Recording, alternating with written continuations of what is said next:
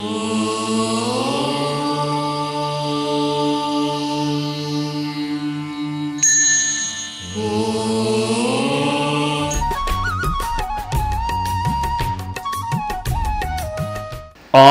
वाङ्मय में कहा गया है,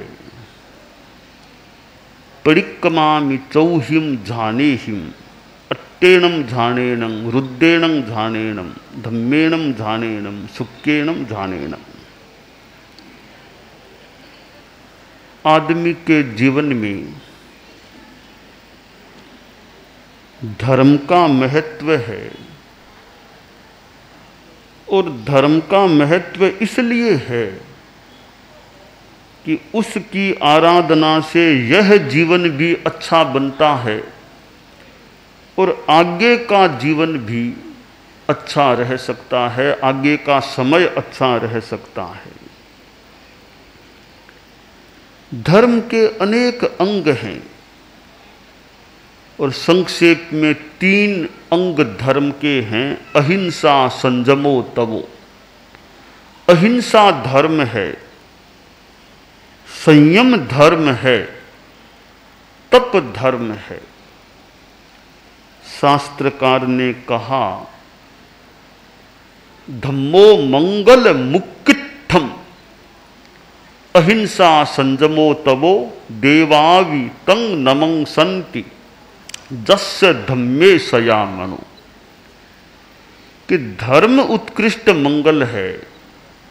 अगर मंगल चाहिए तो धर्म को अपनाना आवश्यक होता है और धर्म को अपनाने का मतलब अहिंसा को अपनाना, संयम को अपनाना और तप को स्वीकार करना। उस आदमी को देवता भी नमस्कार करते हैं जिसका मन सदा धर्म में रमा रहता है। अहिंसा एक ऐसा तत्व है जो सुख पैदा करने वाला होता है। हिंसा पशुयानि दुखानि, हिंसा से दुख पैदा होते हैं। जिसकी हिंसा की जाए वह भी दुखी और हिंसा करने वाला भी दुखी। हिंसा करने वाला आज नहीं तो कल वो भी कभी दुखी बन सकेगा। तो हिंसा दुख की जननी है और अहिंसा सुख की जननी है। अहिंसा को भगवती कहा गया और सब भूय खेमं करी, सब प्राणियों के लिए कल्याणकारिणी, कल्याण करने वाली अहिंसा होती है। अहिंसा के लिए समता आवश्यक है। समाधि, समाधि बुद्धि में समत्व रहे। तो समत्व कब रहेगा? जब राग द्वेष मुक्तता रहेगी। अहिंसा संयम तप धर्म है और इसी धर्म का एक सारभूत तत्व है कि राग द्वेष मुक्त एकाग्रता। आदमी कभी राग में चला जाता है, कभी द्वेष में चला जाता है। ये दोनों धर्म के विपरीत हैं। राग भी धर्म के विपरीत है और द्वेष भी धर्म के विपरीत है। जहाँ मध्यस्थता हो, न आदमी राग में जाए न द्वेष में जाए, वह समता की स्थिति है। ध्यान एक धर्म की साधना का अंग है। अनेक ध्यान के प्रयोग निर्दिष्ट किए गए हैं। परम पूज्य गुरुदेव तुलसी, परम पूज्य आचार्य महाप्रज्ञ जी प्रेक्षा ध्यान की चर्चा किया करते थे, फरमाते थे, प्रयोग भी कराते थे। तो ध्यान वह तत्व है जहां राग द्वेष मुक्त एकाग्रता हो जाए। शीशम जहां शरीरस्य मूलम जहां दुमस्य सब्बस्य साहु धम्मस्य तहा झाणम विधीयते। शरीर में जैसे सिर का महत्वपूर्ण स्थान है, सिर उत्तमांग होता है, पेड़ में वृक्ष में मूल का महत्वपूर्ण स्थान है, इसी प्रकार साधु धर्म में ध्यान भी बहुत महत्वपूर्ण होता है। हमारा मन व्यग्र भी बन जाता है। विविध आलंबनों पर जब मन घूमता है, कभी यहां कभी वहां कभी वहां, यह मन की व्यग्र अवस्था होती है। और जब मन एक आलंबन पर केंद्रित होता है, एक जगह टिकता है, वह मन की एकाग्र अवस्था हो जाती है। हमारे चित्त में, मन में कितने भाव उभर जाते हैं। शास्त्र में कहा गया, अनेक चित्ते खलु अयम पुरुषे, यह पुरुष अनेक चित्तों वाला है, भिन्न भिन्न भाव इस पट्ट पर, कैनवास पर मानो ये रंग भावों के उभरते रहते हैं। चित्र पट्ट पर विभिन्न चित्र आते रहते हैं, जैसे सिनेमा में विभिन्न दृश्य आते रहते हैं। हमारे इस मन रूपी पट्ट पर भी विभिन्न दृश्य आ जाते हैं। यह मन की चंचलता की अवस्था है। राग द्वेष मुक्त एकाग्रता वह धर्म की स्थिति है। एकाग्रता राग द्वेष युक्त भी हो सकती है, हिंसा में एकाग्रता, और विषयासक्ति में एकाग्रता, वह भी एकाग्रता हो सकती है। वह एकाग्रता जो राग द्वेष युक्त है, वह अनुमोदनीय नहीं, अभिलषणीय नहीं धर्म की दृष्टि से। विभिन्न विचार राग द्वेष युक्त मन में आ जाते हैं। एक सेठ अपने घर के एक कमरे में सामायिक कर रहा था। जैन धर्म में सामायिक का बड़ा महत्वपूर्ण स्थान है। और कल जैसे शनिवार था, तो हमारे यहाँ जैन श्वेतांबर तेरह पंथ में इन वर्षों में शनिवार को शाम को 7 से 8 बजे के बीच एक सामायिक का क्रम भी चलता है। कितने कितने लोगों ने कल रात्रि में 7 से 8 बजे के बीच सामायिक की होंगी शाम को। एक अच्छा अनुष्ठान है साधना का। एक मुहूर्त का समय, 48 मिनट का समय होता है एक सामायिक का। धर्म की साधना का अच्छा एक उपक्रम है। तो सेठ वह कमरे में सामायिक कर रहा था। तो संत लोग गांव में आए हुए थे। तो एक छोटे संत गोचरी के लिए गए, उस सेठ के घर में गए। सेठ के उस घर में रसोई के आसपास सेठ का पोता भी बैठा था, और पोते की माँ जो बहुरानी थी सेठ की, वो भी बैठी थी। तो मुनि जी गोचरी के लिए गए, गोचरी की पूछताछ की, ऐसना की। तो मुनि जी ने कहा, सेठ साहब कहाँ हैं? तो वह बहुरानी थी, वह बोली कि थोड़ा सा उसने ध्यान दिया, बहुरानी ने एकाग्र विशेष रूप से हुई, और बोली कि सेठ साहब तो अभी चमार की दुकान पर गए हुए हैं। तो सेठ कमरे में बैठा था, उसने यह बात सुन ली कि बहुरानी ने उत्तर दिया है कि सेठ साहब तो चमार की दुकान पर अभी गए हुए हैं, जबकि उसको पता है कि मैं कमरे में सामायिक में बैठा हूं। उसको मैं कह के ही बैठा था सामायिक में। यह बहुरानी बहुत झूठ बोलती है। न बोले उतना ही सत्य है, बाकी बहुत झूठ बोलती है ये तो, यानी ज़्यादा झूठ बोलती है। तो आज तो रंगे हाथों मैंने देख लिया, मैं अंदर बैठा हूँ, वो कह रही है कि अभी चमार की दुकान पर गए हुए हैं। थोड़ा सेठ को गुस्सा आ गया। अब सामायिक में सेठ उठ करके बाहर आया, बोला महाराज देखो ये मेरी बहू कितनी झूठ बोलती है, इसको पता था कि मैं कमरे में हूं, इसका कर्तव्य था कि मुझे बताती, संत आए हैं, ने तो चला करके बताया और मेरे लिए आपको कह दिया कि चमार की दुकान पर गए हुए हैं। कि संत भी बड़े अच्छे साधक थे, ज्ञानी थे।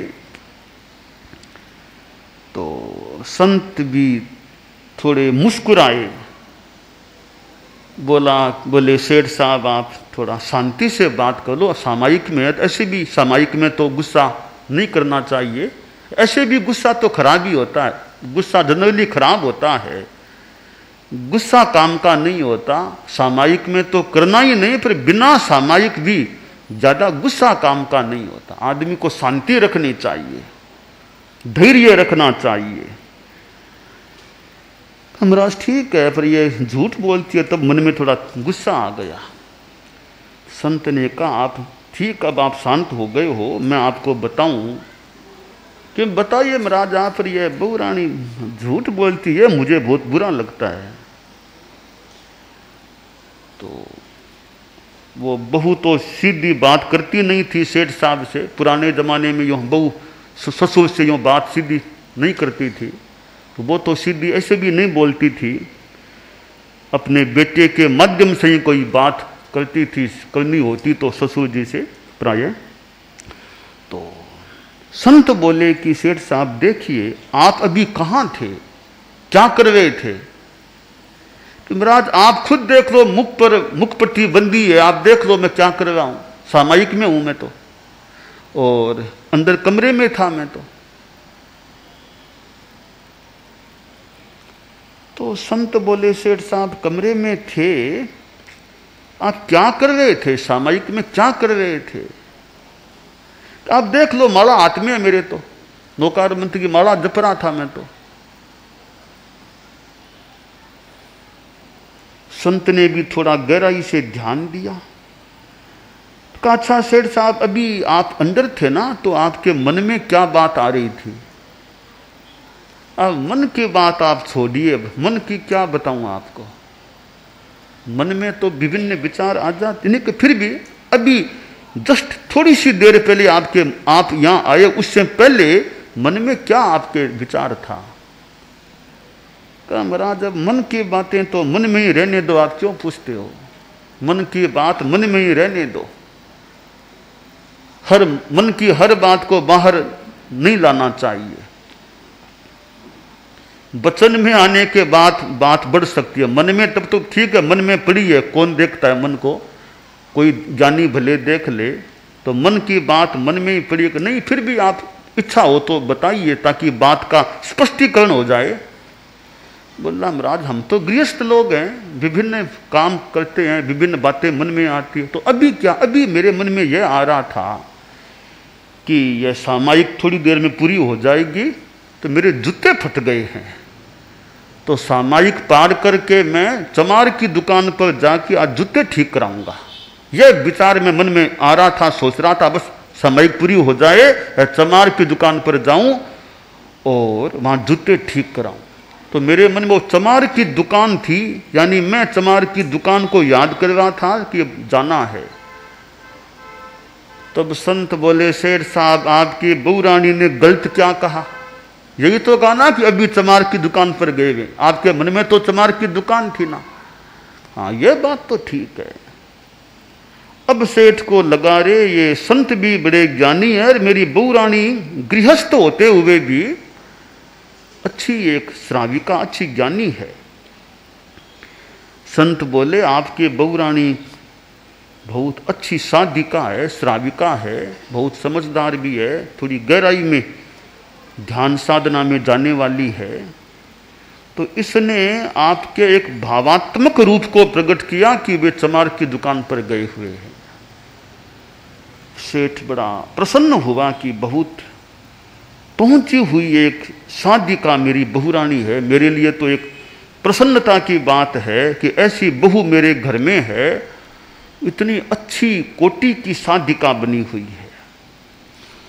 तो यह चित्त की एकाग्रता जो चमार की दुकान पर चली गई थी, वो तो सामायिक के संदर्भ में अवांछनीय हो गई, पर चित्त की, मन की वह एकाग्रता जो धर्म के साथ, अच्छे भावों के साथ जुड़ जाए। आदमी अहिंसा का चिंतन करते करते एकाग्र हो जाए, आदमी आत्मा के बारे में गहराई में चला जाए, एकाग्र हो जाए, तो वह एकाग्रता आत्मा के लिए कल्याणकारी होती है। जो एकाग्रता हिंसा में हो, झूठ ठगी करने में मन एकाग्र हो जाए, वो एकाग्रता तो एक तरह से पतन की ओर ले जाने वाली बन जाती है। रामचंद्र जी जा रहे थे और जल में देखा एक बगुला है। लक्ष्मण जी साथ साथ चल रहे थे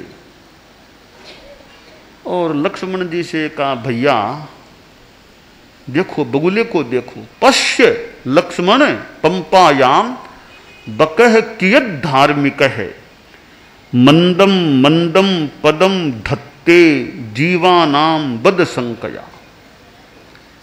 कि देखो भैया लक्ष्मण, पंपा में इस जल में यह बगुला कितना धीरे धीरे चल रहा है, मानो कोई जैन साधु जैसे चलता हो ना, इरिया समिति के साथ, कि कोई जीव मर न जाए, रास्ते में कोई जीव मर न जाए, देख देख के पग पैर रखो। इसी तरह बगुला कितना धीरे धीरे चल रहा है कि जीव की हिंसा न हो जाए। कितना धार्मिक है यह बगुला, बहुत धार्मिक प्राणी है यह बगुला। तो रामचंद्र जी ने प्रशंसा कर दी। पानी में एक मछली भी थी, उसने यह बात सुन ली, भले कवि की भाषा की बात मान ले, सुन लिया कि अरे रामचंद्र जी जैसे महापुरुष ने इस बगुले की प्रशंसा की है। अरे प्रशंसा करने से पहले छानबीन तो करनी चाहिए थी।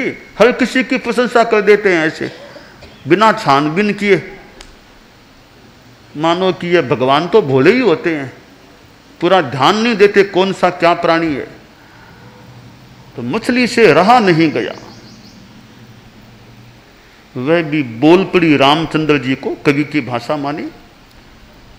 बकह किं सस्यते रामे ये ना हम निष्कुलीकृत है, सहचारी विजानीयात चरित्रम सहचारी नाम। सहचारी नहीं, आश्रय।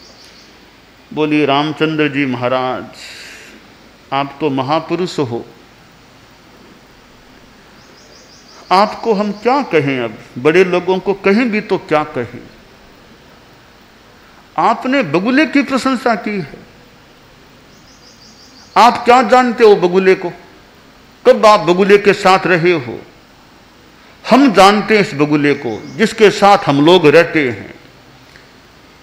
भगवान साथ में रहने वाला साथ में रहने वाले को ज्यादा अच्छी तरह जान सकता है, दूर रहने वाला क्या जाने वो आदमी है कैसा। तो हम लोग इसके साथ रहने वाले हम जानते हैं यह बगुला कैसा प्राणी है। इस बगुले ने मेरे परिवार का सत्यानाश कर दिया, खत्म कर दिया मेरे परिवार को बहुलतया। ये आपने देखा धीरे धीरे चलता है, अहिंसा की भावना है। अरे क्या अहिंसा की, तो हिंसा की भावना वाला है, धीरे धीरे चल के हमको पकड़ने का प्रयास करता है। ये तो बगुले की एकाग्रता है, वो भी है तो एकाग्रता, पर वो एकाग्रता राग द्वेष मुक्त नहीं है। वो एकाग्रता राग द्वेष यानी हिंसा भावना से युक्त है, या राग द्वेष विषमता से युक्त है। इसलिए वो बगुले की एकाग्रता अवांछनीय, अननुमोदनीय, अनभिलषणीय, अकाम्य एकाग्रता हो जाती है। तो हमारी एकाग्रता अच्छे में रहे, अहिंसा में रहे, समता युक्त रहे, उस एकाग्रता का अधिक महत्व होता है। प्रिय का वियोग अप्रिय का संयोग होता है। प्रिया प्रिय वियोग संयोगे चिंतन मार्तम। प्रिय का वियोग हुआ, मन में दुख हुआ, यह आर्त ध्यान हो गया। अप्रिय का संयोग हुआ, मन में दुख हुआ, वो भी आर्त ध्यान हो गया। प्रियता अप्रियता से जुड़ी हुई जो एकाग्रता है, वह एकाग्रता छोड़ने लायक होती है साधना की दृष्टि से। और जहां प्रियता नहीं, अप्रियता नहीं, समता की भावना, वो एकाग्रता महत्वपूर्ण होती है। तो एकाग्रता के लिए भाव क्रिया का अभ्यास, चलते समय चलने में ध्यान, बोलते समय बोलने में ध्यान, और राग द्वेष मुक्तता, इस प्रकार हम एकाग्रता का विकास करने का प्रयास कर सकते हैं। तो ये ध्यान हमारे जीवन के साथ जुड़ जाए या हम अभ्यास करें तो हम कल्याण की दिशा में आगे बढ़ सकते हैं।